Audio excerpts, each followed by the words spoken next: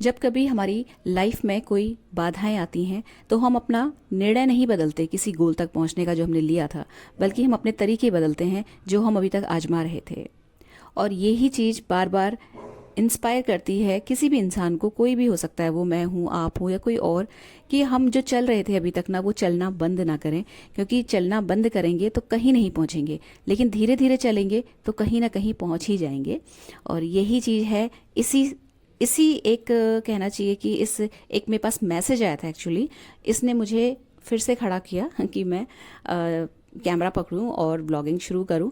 बीच में कुछ 3-4 दिन तक डिस्टर्ब रही हैं चीज़ें, तो इसलिए मैं नहीं डाल पाई थी व्लॉग।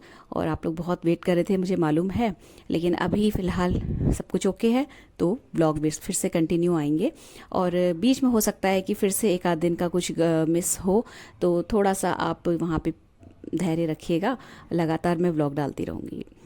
अच्छा, आज का जो व्लॉग है स्पेसिफिकली क्लीनिंग को डिवोटेड है। मेरी जो छोटी वाली डॉटर है वो आई हुई है दिल्ली से, 2-3 दिन के लिए आई हुई है बस, और उसके बाद फिर उसने चले जाना है। तो है क्या कि अभी मेरे इस बार मदर इन लॉ लोग भी आए हुए हैं, तो जो एसी है वो 2 ही रूम में है और अब गर्मी बहुत ज़बरदस्त पड़ रही है। तो थोड़ा सा ये है कि मैं चाह रही थी कि ड्राइंग रूम साफ़ कर लूँ, क्योंकि जो दूसरा एसी है वो ड्राइंग रूम में ही लगा हुआ है। तो अगर कभी रात को ऐसा लगे कि अब बिना एसी के काम नहीं चलने वाला, तो हम यहाँ ड्राइंग रूम में गद्दे डाल के नीचे सो सकते हैं। और इसीलिए थोड़ा सा मुझे सफाई भी करनी थी। एक तो ये भी कारण था, और दूसरा कारण था कि काफ़ी टाइम भी हो गया था अच्छे से साफ़ किए हुए। क्योंकि लगातार जो हमारा एरिया है, जहाँ हमारा घर है, वहाँ पे कंस्ट्रक्शन कंटिन्यूअसली चल रहा है। और इस वजह से बहुत ज़्यादा धूल और बहुत ज़्यादा, मतलब हद से ज़्यादा डस्ट जो है घर में होती है। और जितना मैं क्लीनिंग अभी कर रही हूँ, एक्चुअली ये कुछ भी नहीं है। और भी ज़्यादा फ्रिक्वेंटली जो डस्टिंग है और सफाई है वो अभी इस वक्त हमारे घर के लिए नीडेड है, बट समय की कमी के चलते नहीं हो पा रही थी। तो आज जो है कमर कसी मैंने, और सुबह उठ के वॉक कैंसिल करी, और मैं इस ये वाला जो रूम है इसकी सफाई में जुट गई। इसके साथ में लगा हुआ एक रूम और है जो कि मेरी डॉटर का रूम होता था, वो मैंने कल साफ़ कर लिया है और आज इसकी बारी है। तो पूरी विंडो अच्छे से खोल के, मतलब डीप क्लीनिंग कर रही हूँ मैं, एक एक चीज़ जो उठा के साफ़ करना कहते हैं ना, वो चीज़। तो यहाँ पे वही चल रहा है। और सबसे पहले ये जो विंडो है ये साफ़ की जाएंगी, और उसके बाद जो है पंखा साफ़ किया जाएगा, जाले में निकाल चुकी हूँ। और उसके बाद जो है फ्लोर की क्लीनिंग की जाएगी। अच्छा, यहाँ पे क्योंकि काफ़ी एनर्जी ले लेता है ये काम, तो जो घर का बाकी का हिस्सा है वहाँ पर पोछा मेरे हस्बैंड लगा रहे हैं, और मैं झाड़ू लगाने के बाद ड्राइंग रूम में ही सीधे आ गई थी सफाई करने के लिए। तो हम दोनों में से कोई भी आज नहीं गया, ना मैं वॉक में गई और ना ही वो स्टेडियम खेलने के लिए गए, और सीधे इसी काम में लग गए हैं। क्योंकि नहीं, वो भी नहीं चाहते थे कि मैं ज़्यादा थकूँ, क्योंकि फिर पूरा का पूरा दिन भागने का ही होता है हम लोगों का, हैक्टिक बहुत ज़्यादा हो जाता है। तो उन्होंने भी अपना जाना कैंसिल कर दिया था। अच्छा, यहाँ पे मैं आपको वैसे शायद मैं कई बार शेयर कर चुकी हूँ, अगर आपके पास कोई क्लीनिंग टूल नहीं है और आप अभी फ़िलहाल ख़रीदना नहीं जा रहे हैं या इस स्थिति में नहीं हैं जाने के मार्केट, तो अगर कोई पुराना वाला सफाई का पुताई वाला जो ब्रश होता है वो अगर आपके पास है, तो आप जो हो ना इससे सफाई करके देखना, आपको बहुत बढ़िया रिजल्ट मिलेंगे। जो जाली के दरवाजे स्पेसिफिकली होते हैं ना, उसकी क्लीनिंग के लिए तो ये मतलब गज़ब का टूल है। सारी डस्ट बाहर निकाल देता है, जो छेद होते हैं उनमें से निकाल बिल्कुल अच्छे से, और बढ़िया काम करता है। और इसकी वजह, एक ऐसा ही एक ब्रश और रखा हुआ है मैंने, तो इस ब्रश की वजह से मुझे कोई ऐसा ब्रश लेने की ज़रूरत अभी तक तो नहीं पड़ रही है। हाँ, अगर कुछ ऐसा बहुत बढ़िया सा कुछ अच्छी सी चीज़ हाथ में लगेगी तो मैं लेने से कोई परहेज़ नहीं करूँगी, लेकिन मेरा अच्छा, काम यहाँ फिलहाल पे भी ना बढ़िया मैं चल रहा है। कपड़ों का एक लोड लगा के आई हूँ, मतलब वॉशिंग मशीन अपना काम कर रही है, मैं अपना काम कर रही हूँ।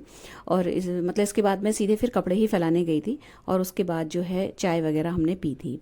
तो अच्छा, एक कमेंट आया था परमजीत जी का, कि वो पूछ रहे थे कि आपकी जो बेटियां हैं वो टीनेज हैं, तो आप कैसे, मतलब कैसे मैनेज करा टीनेज बच्चों के साथ, क्योंकि थोड़ा सा मुश्किल होता है।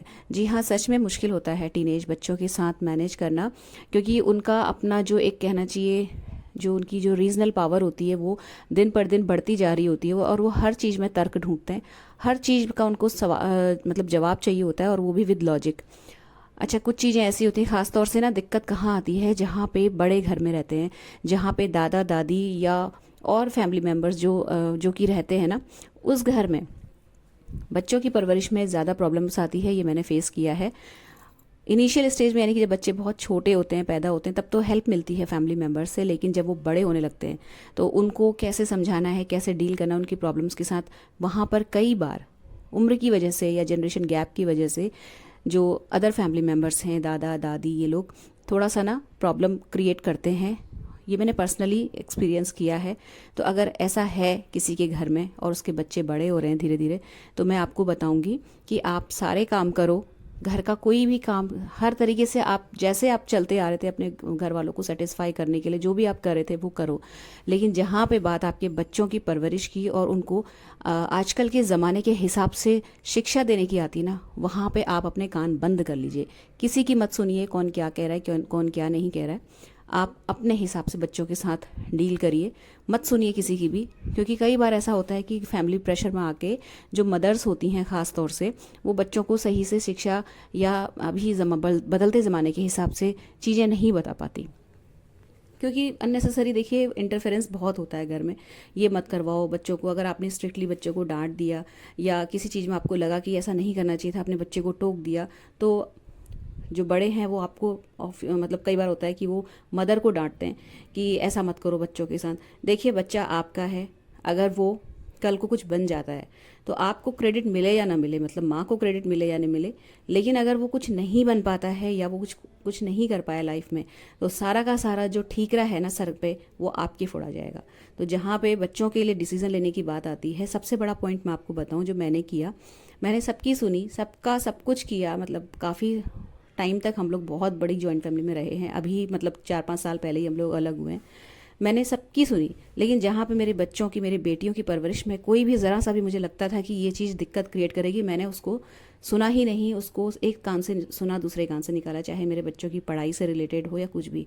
ऐसे में क्या रहता है, आपके बच्चों के सामने आपकी एक इमेज बनती है कि आप बहुत स्ट्रांग हो, तो वो आप पे ना बचपन से ही बिलीव करने लगते हैं। उन पे उनका आपके ऊपर एक ट्रस्ट बनने लगता है, एक बॉन्ड आपका अपने आप क्रिएट होने लगता है। उन्हें लगता है कि हमारी मम्मी हमें सारी चीज़ों से बचा लेगी।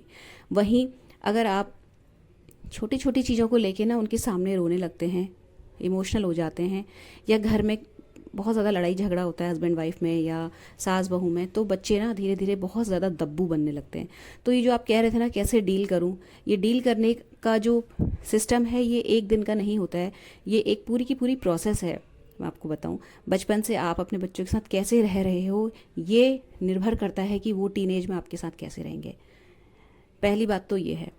तो अभी जिनके बच्चे छोटे हैं वो शुरुआत से ही देखिए हल्के हल्के ट्रेन करना शुरू करें। आपको अपनी इमेज अच्छी बनानी है। आप खुद जैसे रह रहे हो ना घर में, एक तरीके से आप समझ लीजिए एक बहुत बड़ा जो हिस्सा है उनकी परवरिश का, वो इसी बात पर डिपेंड करता है कि आप खुद कैसे रहते हैं, आप कितना डिसिप्लिन में रहते हो, आप कितना मोबाइल चलाते हो, या आप कितना पढ़ाई करते हो। ठीक है, अगर आप जो हो खुद उनके सामने फ़ोन पे लगे रहते हैं, या आप घर में लड़ाई करने में किसी भी कारण से हिस्सेदार बनते हैं, तो नेगेटिवली वो इमेज आपकी जो है उनके आपके बच्चों के मन में छप जाती है।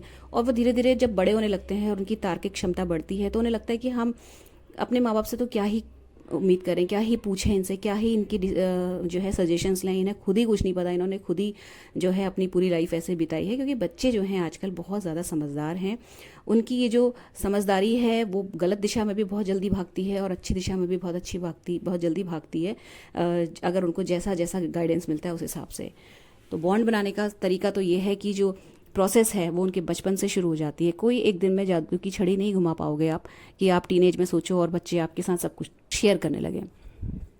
तो बच्चों की परवरिश के मसले में ना जो माँ है ख़ास तौर से, उसे बहुत ज़्यादा स्ट्रिक्ट बनना पड़ता है।